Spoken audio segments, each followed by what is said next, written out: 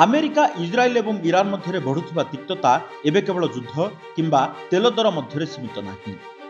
ଏହି ବିବାଦ ଏବେ ଆପଣଙ୍କ ମୋବାଇଲ ଏବଂ କମ୍ପ୍ୟୁଟରରୁ ଇଣ୍ଟରନେଟ୍ ଗାୟବ କରିଦେଇପାରେ।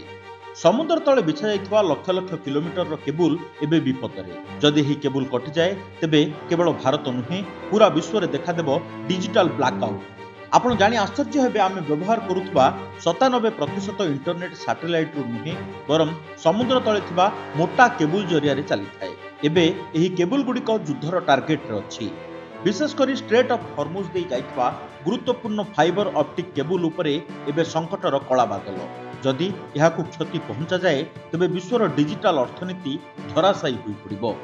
ଏବେ ପ୍ରଶ୍ନ ଉଠୁଛି, ଭାରତ ଉପରେ ଏହାର କି ପ୍ରଭାବ ପଡ଼ିବ? ଭାରତର ପ୍ରାୟ 23.48 ଲକ୍ଷ କୋଟି ଟଙ୍କାର ଆଇଟି ଏବଂ ଆଉଟସୋର୍ସିଂ ଶିଳ୍ପ ବିପଦରେ ପଡ଼ିବ। ଯଦି କେବୁଲ କଟେ, ଡାଟାକୁ ଦୂର ପାସିଫିକ୍ ରୁଟ୍ ଦେଇ ପଠାଯିବ, ଯାହାଫଳରେ ଇଣ୍ଟରନେଟ୍ ସ୍ପିଡ୍ ଅତି ମନ୍ଥର ହୋଇଯିବ। ରିଅଲ ଟାଇମ୍ ବ୍ୟାଙ୍କିଂ ଏବଂ ଅନ୍ତର୍ଜାତୀୟ ଟ୍ରାଞ୍ଜାକ୍ସନ ବାଧାପ୍ରାପ୍ତ ହେବ।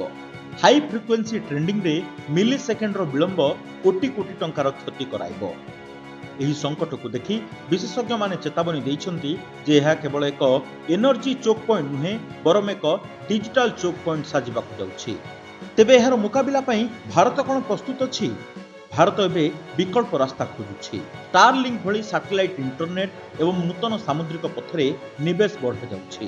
କିନ୍ତୁ ବର୍ତ୍ତମାନର ସ୍ଥିତି ଯାହା, ଯଦି ଯୁଦ୍ଧ ସମୁଦ୍ର ତଳକୁ ଯାଏ ତାହେଲେ ମଣିଷ ପୁଣି ଥରେ ପଥର ଯୁଗକୁ ଫେରିବା ଭଳି ଅନୁଭବ କରିବ। ଡିଜିଟାଲ ଦୁନିଆ ପାଇଁ ଆଗାମୀ କିଛି ଦିନ ଅତ୍ୟନ୍ତ ଗୁରୁତ୍ୱପୂର୍ଣ୍ଣ। ବ୍ୟୁରୋ ରିପୋର୍ଟ, ଓଡ଼ିଶା ସମ୍ବାଦ।